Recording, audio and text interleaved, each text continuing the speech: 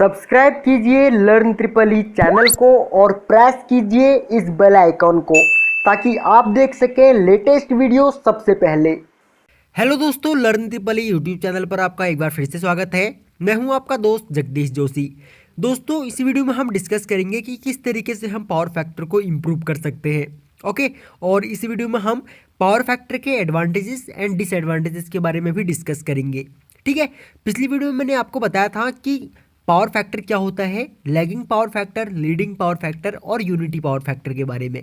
ठीक है, तो इस वीडियो में हम पावर फैक्टर को इम्प्रूव करने के बारे में जानेंगे। मैंने अपनी पिछली वीडियो में आपको बताया था कि अगर हमारा प्योर रजिस्टिव लोड रहेगा तो हमारा पावर फैक्टर 1 होगा, क्योंकि वोल्टेज की जीरो क्रॉसिंग और करंट की जीरो क्रॉसिंग एक साथ होगी। ठीक है, तो इस केस में हमारा पावर फैक्टर जो होगा वो 1 होगा।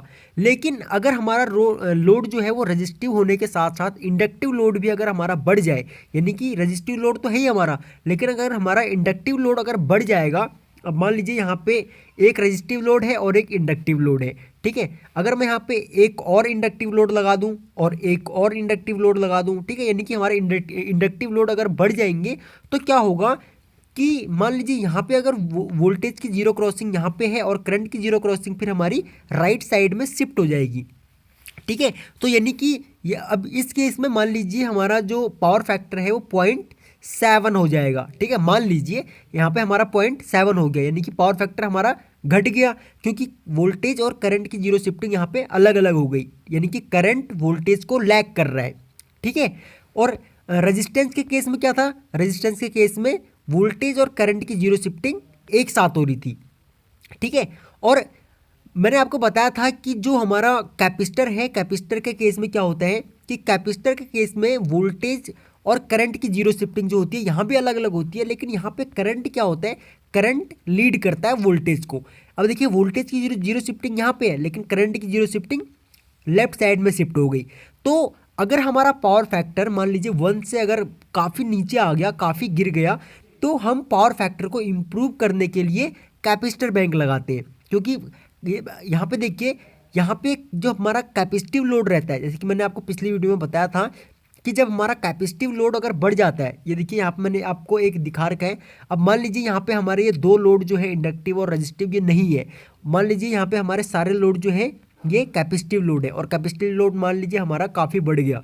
तो इस केस में क्या होगा, इस केस में हमारा वोल्टेज और करंट की जीरो शिफ्टिंग अलग अलग होगी, लेकिन करंट इस केस में लीड करेगा वोल्टेज को। ठीक है, जो इंडक्टिव लोड के केस में क्या था, इंडक्टिव लोड के केस में हमारा करंट जो था वो राइट साइड में शिफ्ट हो रहा था, है ना।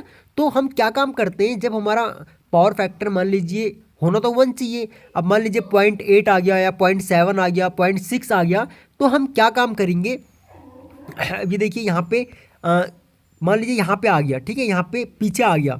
ठीक है, तो ये तो कैपेसिटिव के केस में है, लेकिन मान लीजिए अगर हमारा जो पावर फैक्टर है वो यहाँ पे आ गया, और इस केस में हमारा पावर फैक्टर जो है वो 0.7 है, तो हम इसको पीछे लाने के लिए, यानी कि लेफ्ट साइड में इसको लाने के लिए क्या काम करेंगे, हम कैपेसिटर बैंक लगाएंगे। तो कैपेसिटर बैंक लगाने से क्या होगा, ये जो करंट की जीरो शिफ्टिंग है वो पीछे की तरफ आने लगेगी। मान लीजिए यहाँ पे आ गई, हमने एक और कैपेसिटर लगा दिया, अब मान लीजिए यहाँ पे आ गई, तो हम अपना कैपेसिटर बैंक अपने लोड के अकॉर्डिंग इस तरीके से लगाते हैं कि वोल्टेज और करंट की जीरो शिफ्टिंग एक साथ रहे।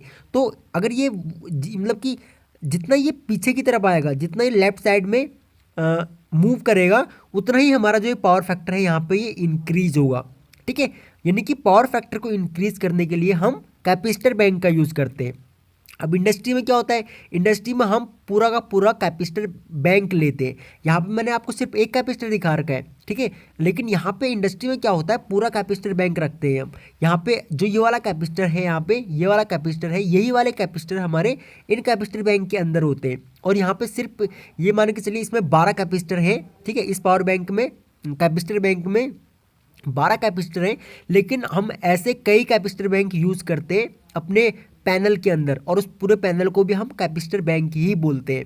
ओके गाइज, तो हम क्या काम करते हैं, अब मान लीजिए यहाँ पे हमारा जो इंडक्टिव और रजिस्टिव लोड है और हमारा इंडक्टिव लोड काफ़ी बढ़ गया, तो हम क्या काम करेंगे, कैपेसिटर बैंक को पैरेलल में लगा देंगे। और एक चीज़ आप हमेशा ध्यान रखिए कि कैपेसिटर को पैरेलल में लगाने से क्या होता है, कैपेसिटर की वैल्यू बढ़ती है।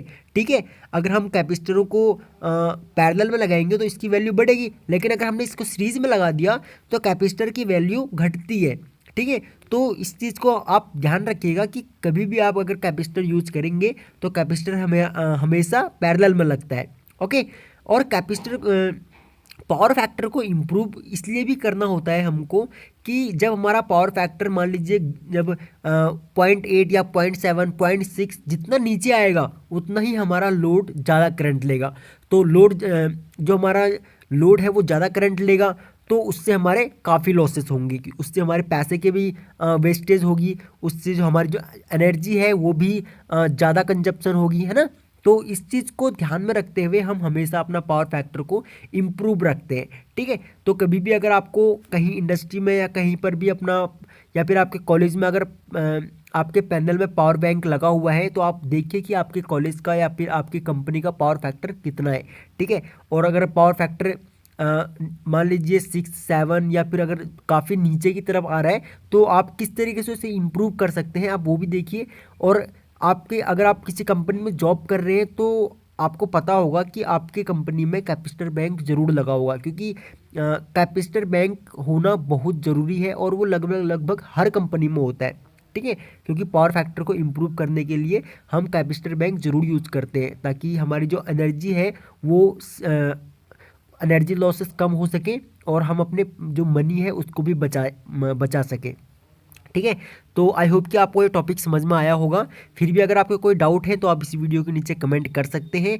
मैं फिर भी आपको समझाने के लिए पावर फैक्टर इम्प्रूवमेंट का एक वीडियो और अपलोड करूंगा, जिसमें मैं आपको प्रैक्टिकली बताऊंगा कि किस तरीके से हम पावर फैक्टर को इम्प्रूव कर सकते हैं। उसमें मैं आपको कुछ लोड्स दिखाऊँगा और उन लोड का पावर फैक्टर दिखाऊँगा, और फिर उन लोड के पैरेलल में कैपेसिटर लगाने के बाद फिर आपको दिखाऊंगा कि उनका लोड किस तरीके से वो लोड कम करंट लेने लग जाते हैं और पावर फैक्टर किस तरीके से इम्प्रूव होता है। ठीक है, वो मैं आपको प्रैक्टिकली दिखाऊंगा।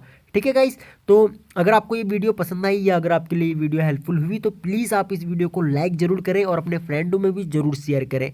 आप हमारा एंड्रॉयड एप्लीकेशन भी डाउनलोड कर सकते हैं, ऐप का लिंक मैं आपको इस वीडियो के नीचे डिस्क्रिप्शन में दे दूंगा। तो सिंपली आप प्ले स्टोर से उस एप्लीकेशन को डाउनलोड कर सकते हैं। और अगर आप इस चैनल पर न्यू हैं तो आप इस चैनल को सब्सक्राइब कर लीजिए, ताकि आगे भी आपको हमारी सभी न्यू वीडियोज़ का नोटिफिकेशन लगातार मिलता रहे। ओके, तो थैंक्स फॉर वॉचिंग, जल्द मिलते हैं अपनी अगली वीडियो में।